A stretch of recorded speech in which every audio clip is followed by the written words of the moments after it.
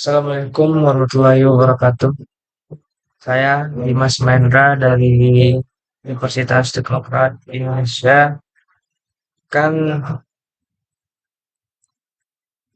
mempresentasikan tentang apa itu PBO, pemrograman berorientasi objek. Oke, PBO adalah paradigma pemrograman yang menggunakan konsep objek sebagai komponen dalam pembuatan perangkat lunak. Objek menggambarkan entitas nyata dan memiliki atribut serta perilaku yang dapat diakses dan dimodifikasi. Ciri-ciri PBO yang pertama ialah abstraksi. PBO menggambarkan dunia dalam nyata dan bentuk objek yang memiliki atribut dan perilaku. Yang kedua, enkapsulasi. Data dan metode yang terkait dengan objek dikapsulkan dalam satu entitas sehingga dapat diakses dan dimodifikasi secara terkontrol. Ketiga, pewarisan. Objek dapat mewarisi atribut dan perilaku dari objek lain, memungkinkan penggunaan kembali kode program. Yang terakhir, polimorfisme.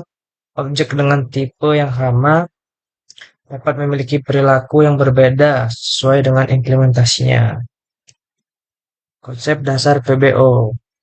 Konsep dasar PBO yang pertama ialah kelas. Kelas merupakan blueprint atau cetak biru untuk membuat objek dengan atribut dan perilaku yang sama.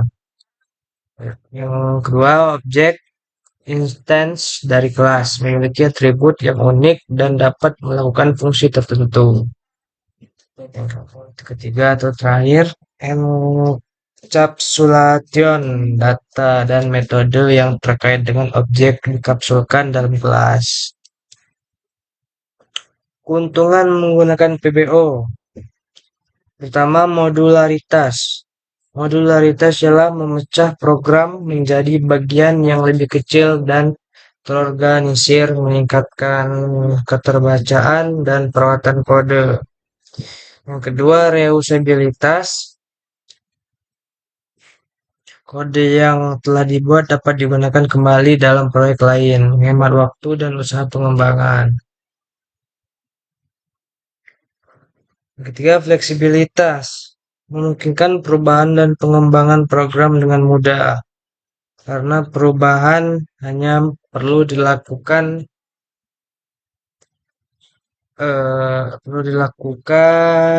pada bagian yang terkait.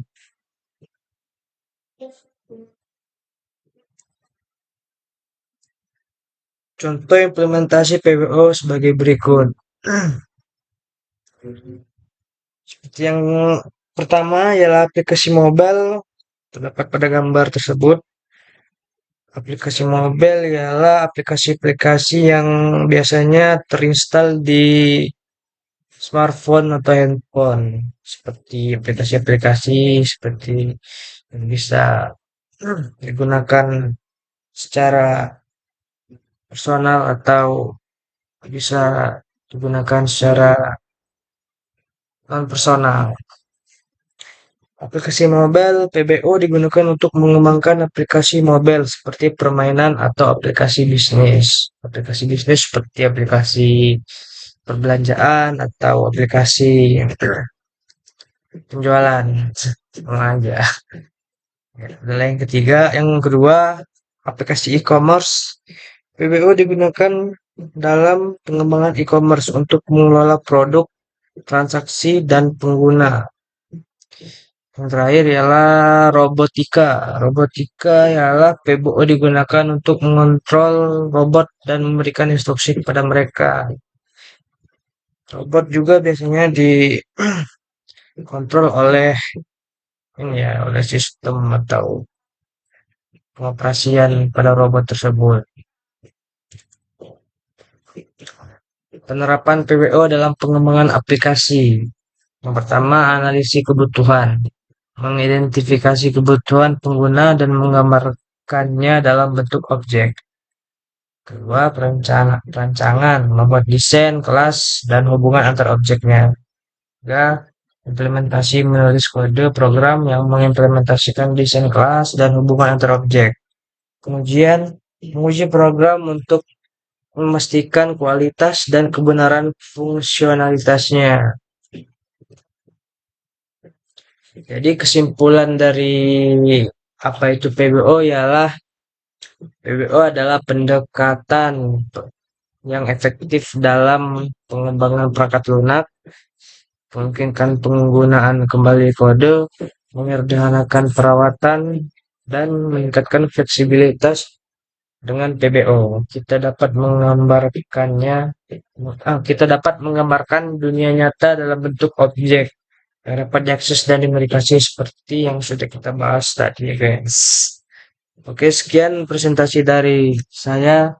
Bila ada salah kata dan salah dalam pengucapan, saya minta maaf. Wassalamualaikum warahmatullahi wabarakatuh. Dan jangan lupa like, comment, and share. Oke.